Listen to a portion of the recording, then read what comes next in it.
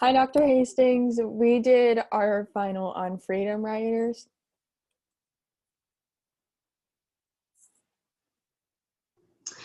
So one of the first domains that we talked about in class, one of the three is self.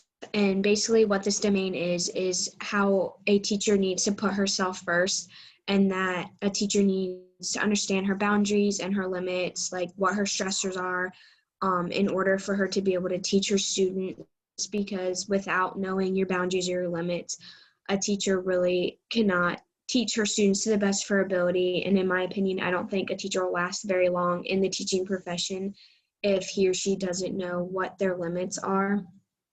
And so in the movie Freedom Riders, Erin Grell was faced with many challenges where she needed to put herself first and understand where her limits are, what her boundaries are, and what was making her stressed out, in order to put her students first and help her students to the best of her ability.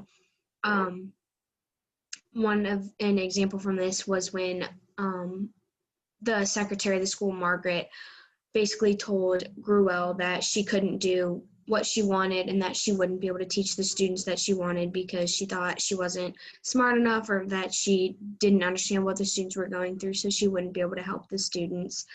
And another big thing that Erin Gruelle did was she had to understand what her privilege was, in the movie, in order to understand what her students were going through. So she basically knew that she's a white female and most of her students were either Latino or they were colored, and she knew how bad of a situation that her students were in, and she knew that in order to understand what they were going to, she needed to look at what her privilege was in order to help her students, and she put herself first.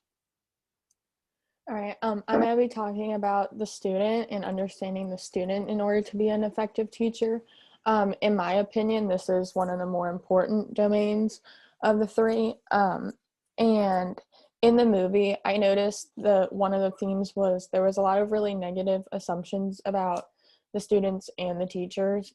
And it was hard for Erin Gruelle to fully understand the students because a lot of people were saying that they couldn't handle their workload, and the kids thought that she wouldn't last more than a week. So she took it upon herself to start understanding them more. And one of them was understanding their ACEs and knowing what they've been through so she can relate to them more.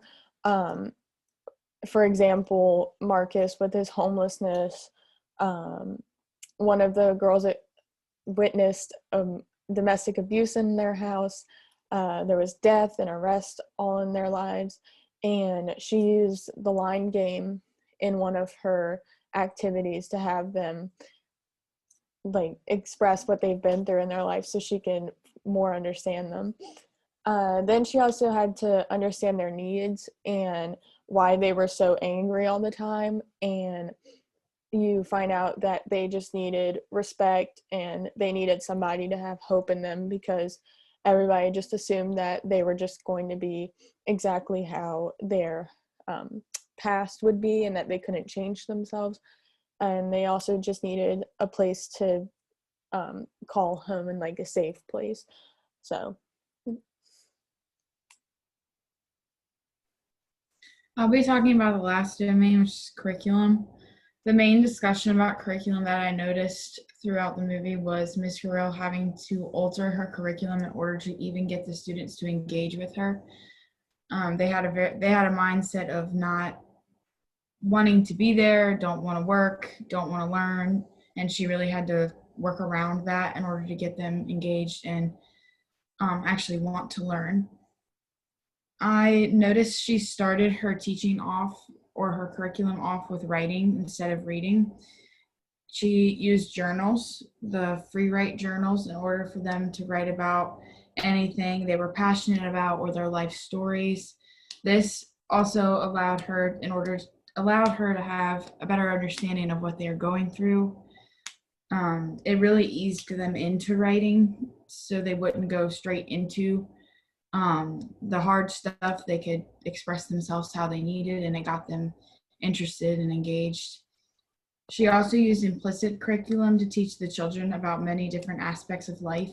She used the Holocaust field trip to teach the students about how, although what they're going through is traumatic, others have been through something just as awful or even worse. Another thing she used, just like Sarah mentioned, was the line game. This game allowed her students to understand that others are going through what they're going through and that the people in their own community are dealing with the same things that they are. She used that to allow them to understand each other and also to learn respect, which is very important. And then she also, one of the really, really big things that you see kind of transition through the movie was the lack of community to the movement of community in the classroom. So when they first got in the classroom, there was no friendships other than like the gang affiliations and the two sides. But then towards the end of the movie, you see that they all want to be there and that they all sort of have the sense of community and family. And one of the students considers Miss Grill as another mom, as he expressed as at the end of the movie. Another curriculum she taught was reading. She did this by using two different books that we see in the movie. The first book, I can't exactly remember the name, but it dealt with a lot of gun violence and gang affiliation and drugs and all of that, which she really had to fight with the school in order to allow them to use that book because it's not technically appropriate for school.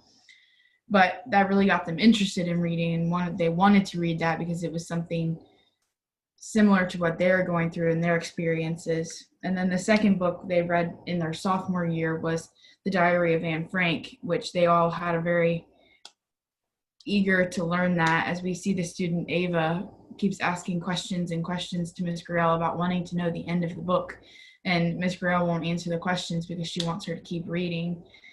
So yeah, that's a little bit about curriculum.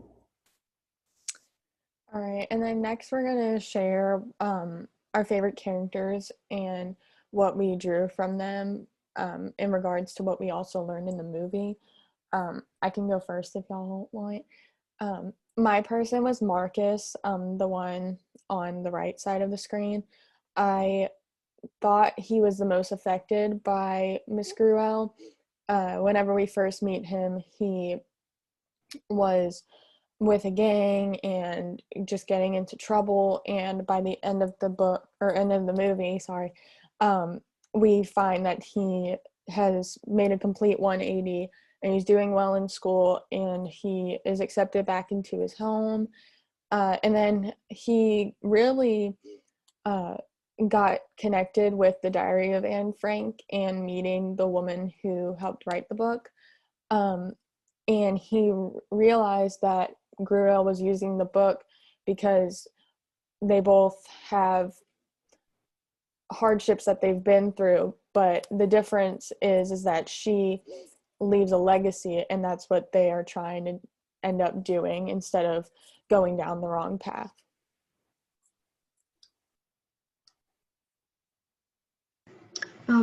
Next, the character that I liked the most is the one in the top left corner right here.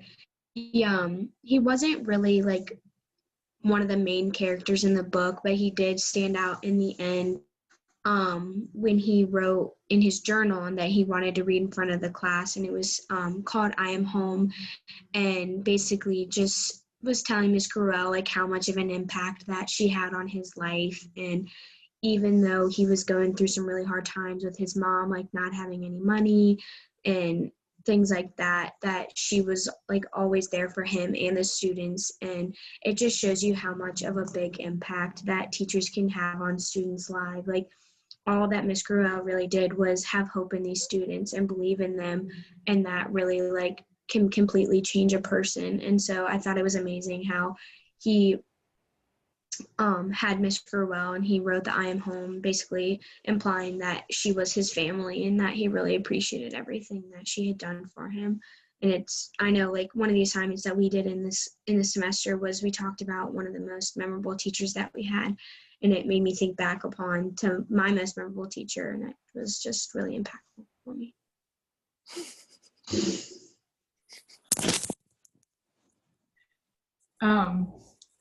I'll be talking about the the character on the bottom left, the white student.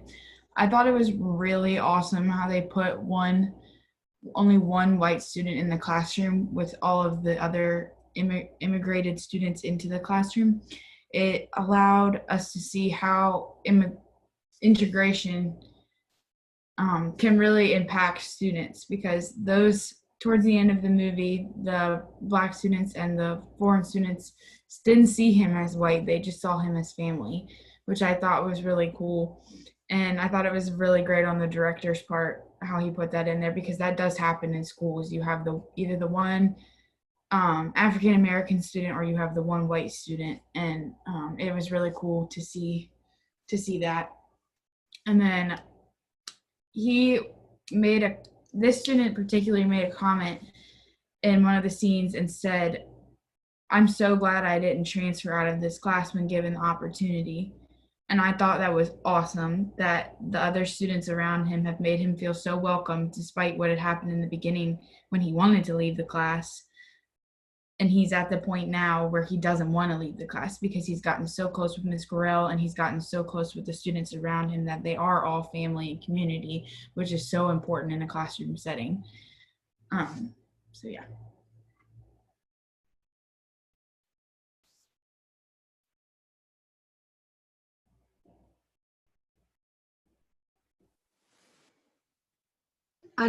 Never mind. My mic's not, oh, there it is. Sorry. My mic's been giving me problems. So we just wanted to end it by saying thank you so much, Dr. Hastings. I personally learned a lot in this class, and I was able to relate the majority of what we learned to this movie, and I'm really thankful that I was able to watch this movie and see how impactful a teacher can be to a group of students. I also want to thank you as well, Dr. Hastings, for just being so flexible this semester, and because like what we're going through is really crazy right now, and it was really a big help for you to be able to be really understanding and have our schedule be so flexible this semester and basically putting us first. So we really appreciate it, and thank you.